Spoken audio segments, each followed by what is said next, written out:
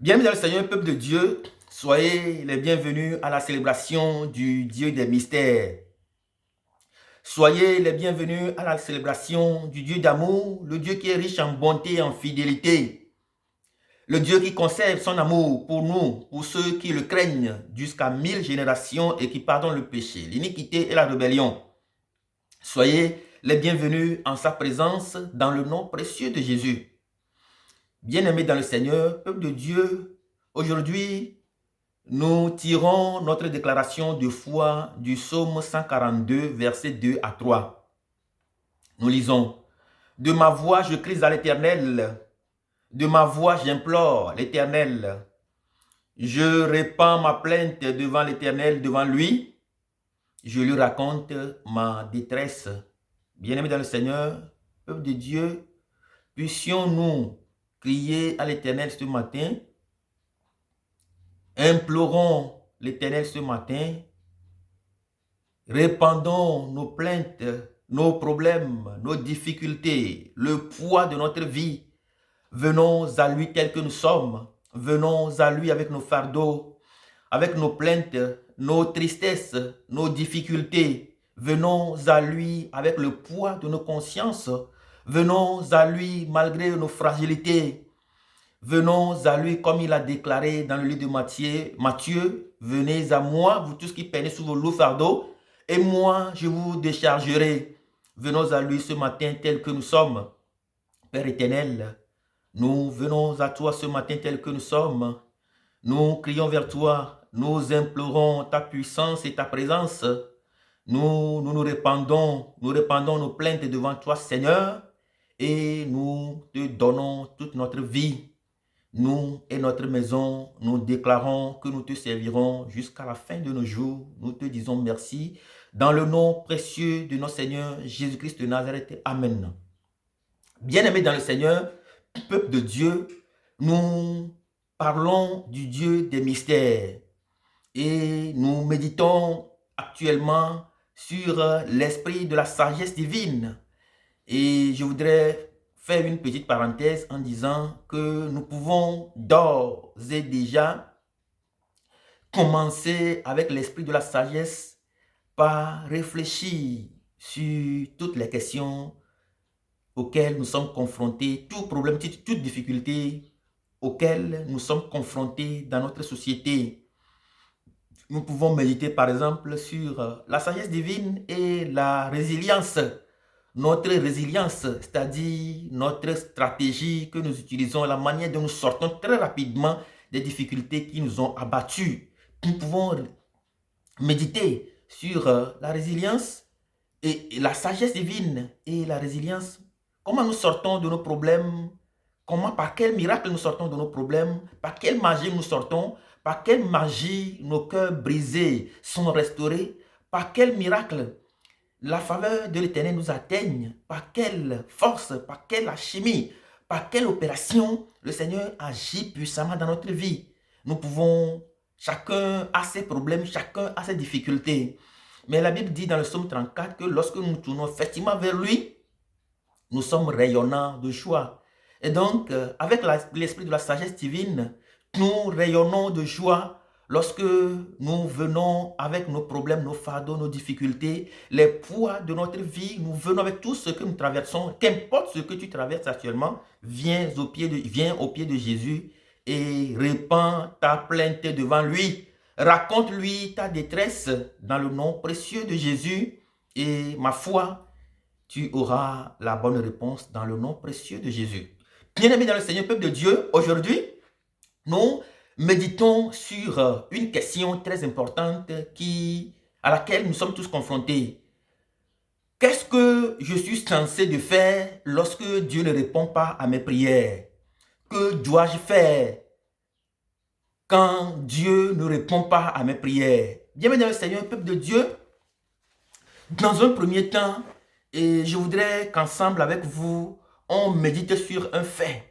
Lorsque nous prions et que Dieu ne répond pas à nos prières, et je voudrais méditer avec vous sur un premier fait.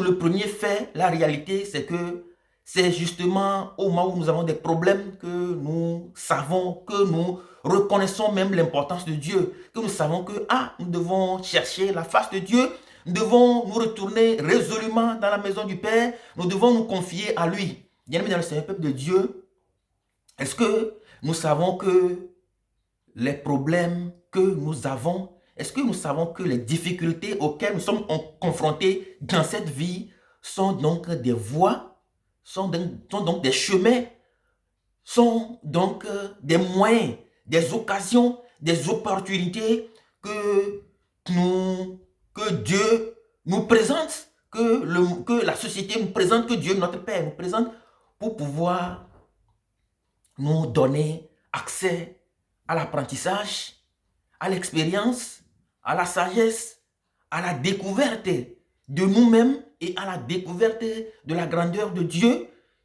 Oui, est-ce que nous savons que ce sont donc les problèmes auxquels nous sommes confrontés qui sont donc des voies d'accès à l'expérience, des voies d'accès à la sagesse, des voies d'accès à la connaissance de nous-mêmes et à la connaissance de Dieu? Oui. Lorsque nous lisons dans la parole de Dieu, nous voyons que lorsque Dieu a appelé Moïse, Dieu lui a dit dans Exode 33 de monter sur la terre promise. Moïse a commencé par réfléchir. Il est rentré dans un problème. Et le problème, c'est que Dieu ne lui a pas donné la voie à suivre. Dieu ne lui a envoyé personne pour les accompagner. Et Dieu lui a dit simplement d'y aller. Donc pour lui, c'est un problème.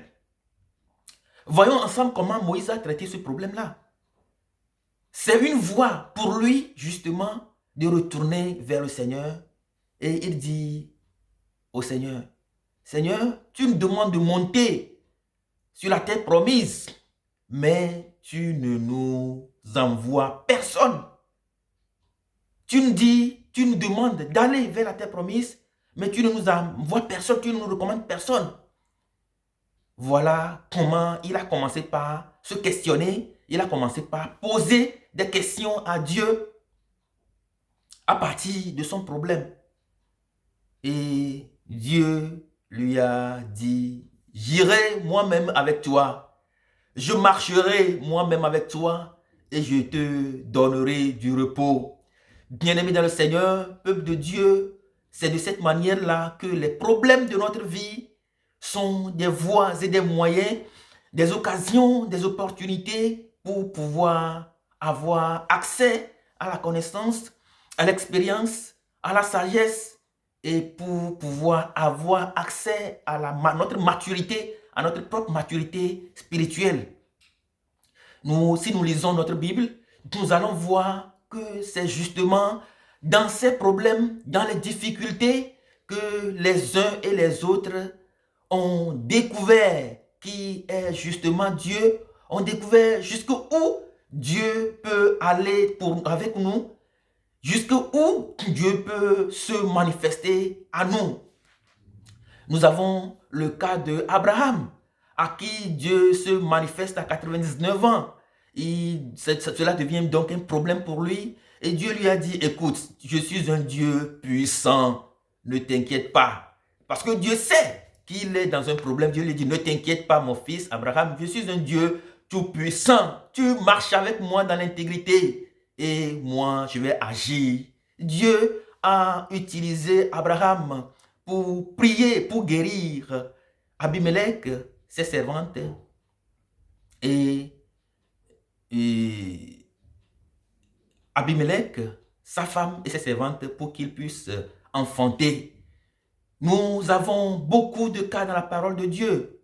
C'est lorsque David, dans 1 Samuel 1, verset 15, 1 Samuel 15, c'est lorsque David était rentré dans des problèmes en face du troupeau que lui a confié son papa, son père, qu'il a découvert la grandeur de Dieu, qu'il a eu accès à toute la dimension de la grandeur de Dieu dans sa vie. Et c'est à partir même de ces problèmes-là que David a appris qu'il peut, avec l'alliance de Dieu, tuer Goliath.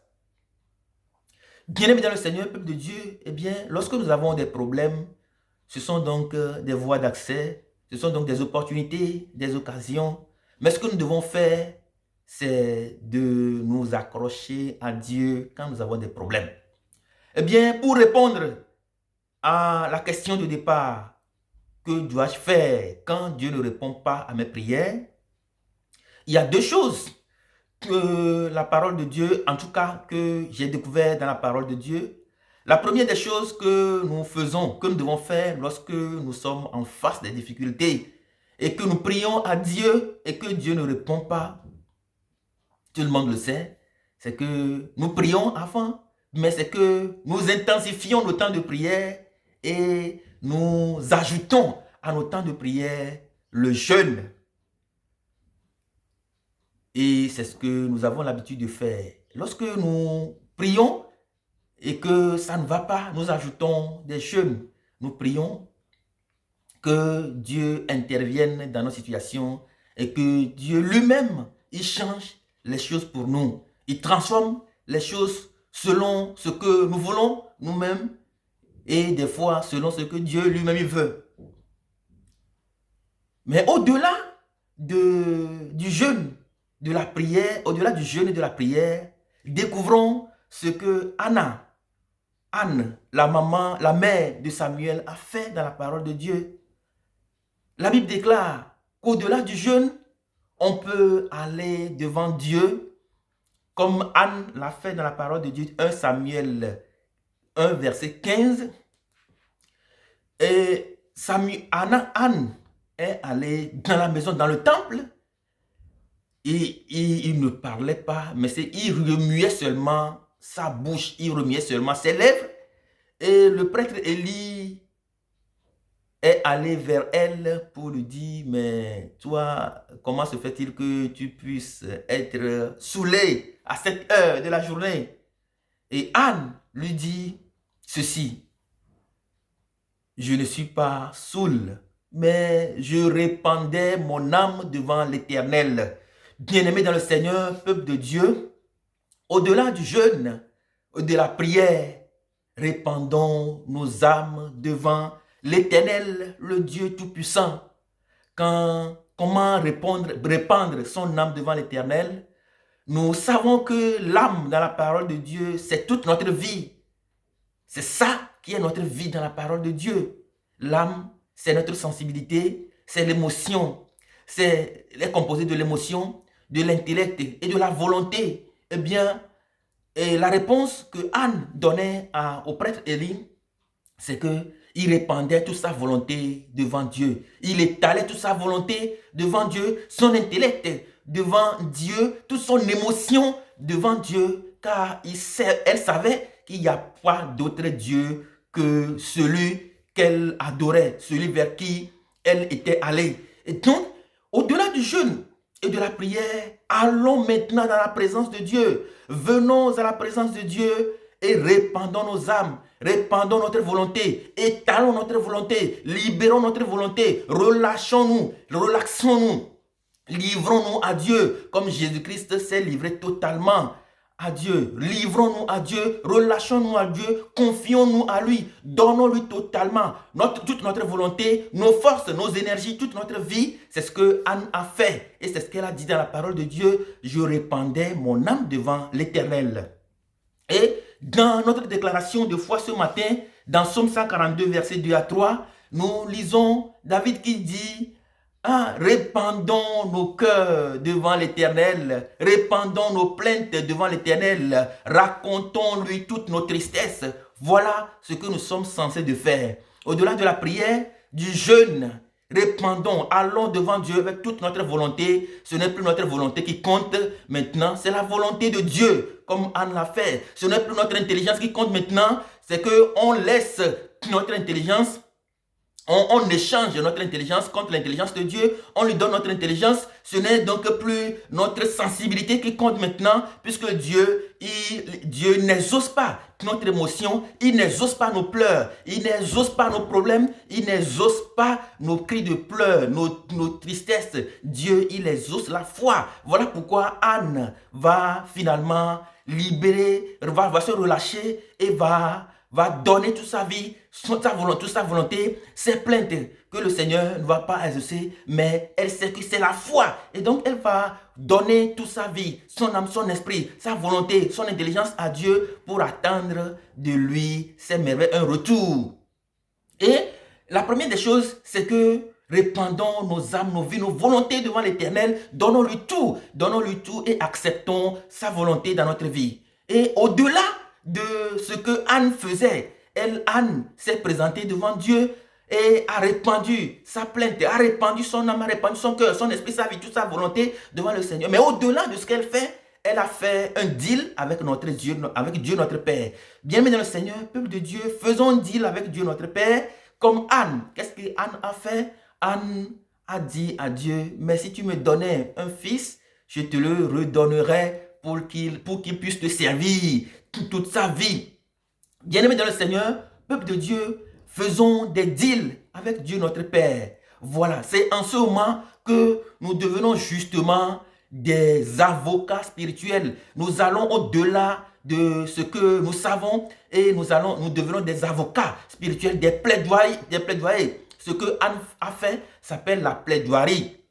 Anne a fait une plaidoirie. Elle a fait un deal. Elle a présenté un argument solide devant Dieu notre Père. Elle lui a dit, mais prends, je te donne toute ma vie, mais quand tu me donneras un fils, je te le redonnerai. Voilà l'argument le plus solide que Anne a présenté, en plus du premier argument à travers lequel elle répandait son âme devant Dieu notre Père. Elle a répandu son âme devant Dieu notre Père, toute sa volonté, son énergie, sa puissance, son intelligence, tout. Elle a tout remis à Dieu. Et la deuxième chose, elle a fait un deal avec Dieu. Elle a joué à la plaidoirie. Elle a présenté un argument solide. Et qui d'autre, nous voyons dans la parole de Dieu, a fait la même chose? C'est Abraham. Abraham, à qui Dieu lui a donné de lui donner son fils. Abraham savait que c'est Dieu qui lui a donné le fils et il voulait en voulant remettre le fils à Dieu. Dieu lui a dit, mais regarde, il y a un agneau là-bas, tue-le. Voilà, bienvenue dans le Seigneur, peuple de Dieu, ce que nous sommes censés de faire. La première chose, c'est que après le jeûne, la prière, répandons nos âmes, allons devant de tout notre cœur, de toute notre vie, de toutes nos forces, de toutes nos énergies, de tous nos cœurs, de toute notre vie. Et faisons un deal avec Dieu notre Père. Faisons un deal avec lui. Donnons-lui un argument solide qui doit convaincre Dieu et qui va faire que Dieu va nous exaucer. Un argument qui peut convaincre Dieu. Ce n'est pas un argument simple. Ce n'est pas ce que nous faisons à la justice, mais c'est un argument qui vient du fond de notre cœur. Un argument, c'est dit, qui vient du fond de notre âme, du fond de notre esprit, qui vient de l'abîme de notre abîme et qui réussit à séduire le cœur de Dieu. Voilà, bien maintenant, c'est le peuple de Dieu, ce que nous sommes censés de faire. La première chose, c'est que répandons nos âmes et faisons un deal avec Dieu, notre Père. Et cela va nous apporter beaucoup de bonheur. Que Dieu nous bénisse abondamment. Faisons un deal avec Dieu, notre Père. Soyons sûrs qu'avec la foi, nous gagnerons. Que Dieu bénisse votre dimanche, car il est tout pour vous, il est tout pour nous, dans le nom précieux de notre Seigneur Jésus-Christ de Nazareth. Amen.